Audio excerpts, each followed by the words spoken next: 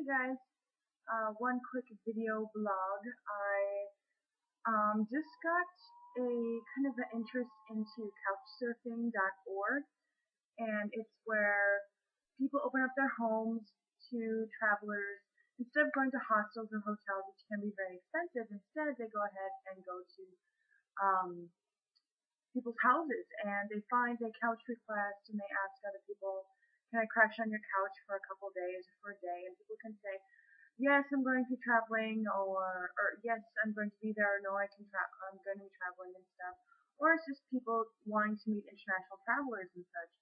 And it was really interesting because I met three couch surfers today, and they are from the United States here in Norway, and they're just really cool people. We went down to kind of the channel um, in the fjord by Moss, and they offered to cook sushi for the host, and it was just really, they were just really cool people. Got along just fine, joking back and forth, and they were around my age, so it was really a good time to meet other Americans. You didn't have the language barrier, you had some familiarities. They weren't from the Midwest, so there was one from Chicago, one that was from um, Salt Lake City, or lived there. They went to school together, and the other two worked together. Three guys, all in their 20s, and it was just really cool time to get to know other international travelers and such. And that was just a really interesting experience for me, and it just got to show me that there are trustworthy people that are willing to open up their homes for others to experience the um, like the small towns available in areas, and just this is a really cool experience. I don't have anything else to say besides it's a really cool experience. I wish I had just something else to tell you, unless you have some other questions that about it. I went on to Cafe Reese and did some grading, and the students were reading Sojourner Truth and Frederick Douglass and Harriet Tubman, kind of the theme of American social movements, looking at the anti-slavery movement. And so many of the Nordic countries are like in the top five of equality between men and women. And these young adults never really they just kind of took it for granted that things were equal. They didn't really realize the battle in some of the countries that it would take for equality between men and women. And the responses were really interesting. One student in particular mentioned in their response something along the lines of the they didn't necessarily realize how much or what they stood for. They said, these people stood for something, they didn't back down, they stood by their ideals, and so many times they're taken it for granted, and it got me thinking, what do I stand for? And so it really struck me as a teacher, not only just as a human, a female in general and whatnot, but it was really struck me as a teacher. These students are really taking these historical lessons, this documentation, and really applying it to their own life and saying, what do I stand for? What would would I back down? What would I do if I were in the same sort of situation? And these students are really thinking about it. Another student said, before I thought that feminists was just crap because we're all equal now. Why are there still feminists? Blah blah blah. And she said, feminists, I didn't give them enough credit, and I didn't appreciate their work enough, because look at how much they went through just to make sure that I, generations later, had equal rights in a country that's not even my own, considering I'm going to be going to that school later on, or going to that country, going to school there and such, and that when I get there, I might not be treated as an equal still.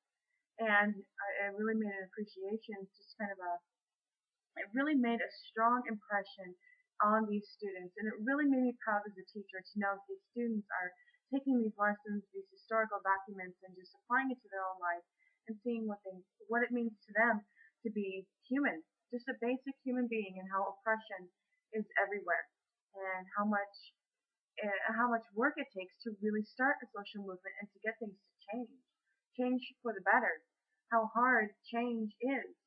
And just a couple days ago, BBC put up the entire speech that Obama put in front of the U.S. Congress. It's just kind of an assembly, and they aired the full speech at 2 a.m.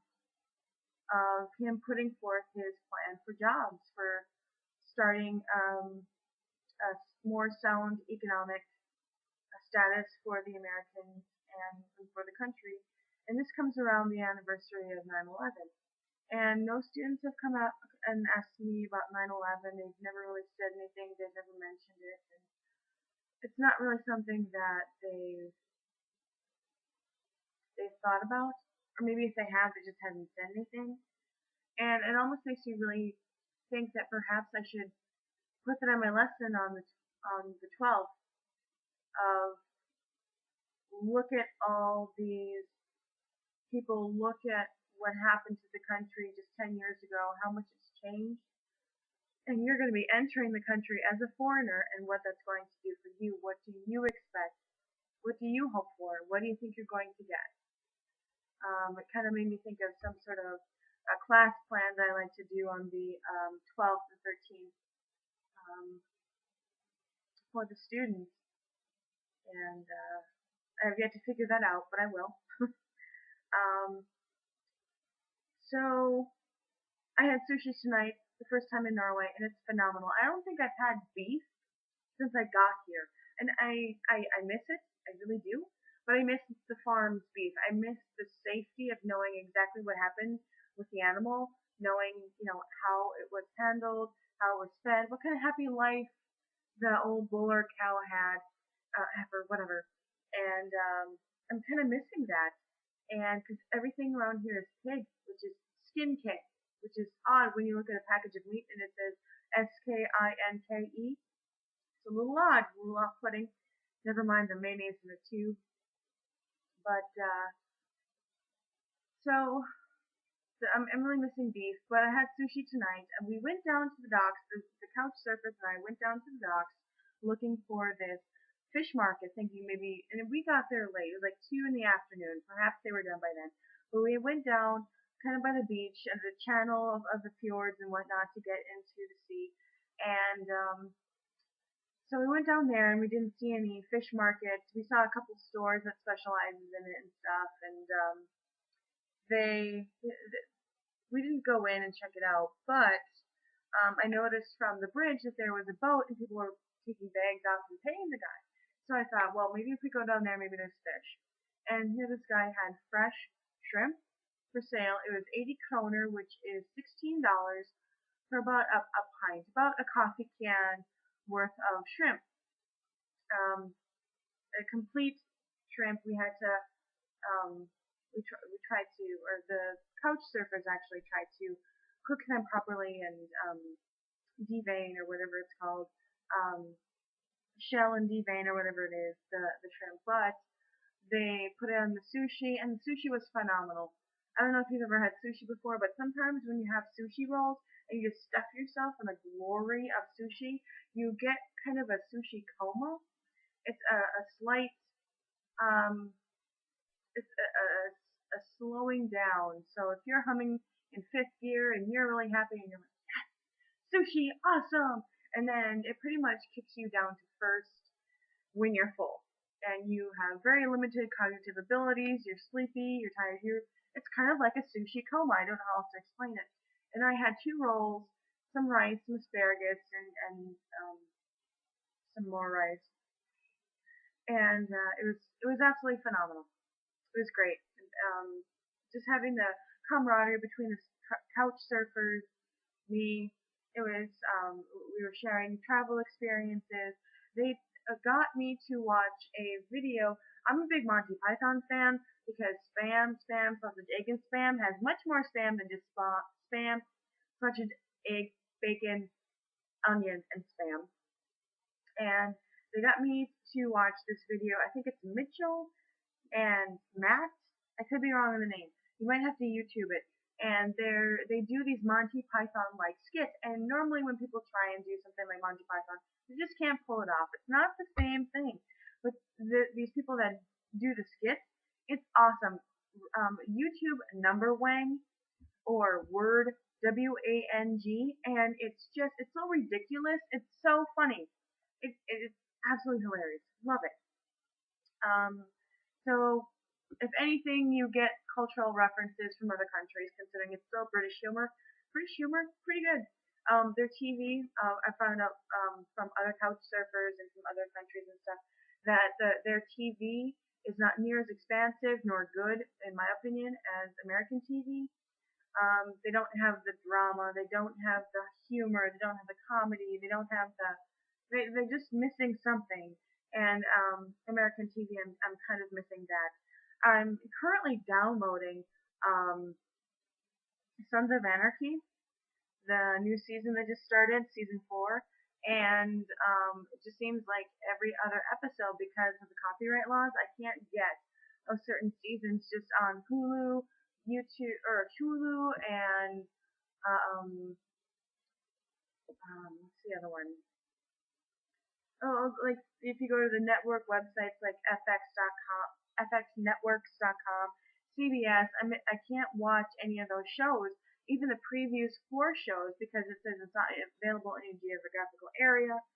Apparently, people are concerned that Norway's going to rip them off. I don't know. So I'm having to download some TV shows from iTunes. I could illegally download it, but I'm opening myself into viruses and God knows what else. And at least with iTunes, as much as I hate to pay for it, it's still $1.99 per episode. I'm not drinking in this country, which is really, really expensive. And I just thought, you know what, if I'm going to treat myself, $2 for one episode versus $12 for one beer.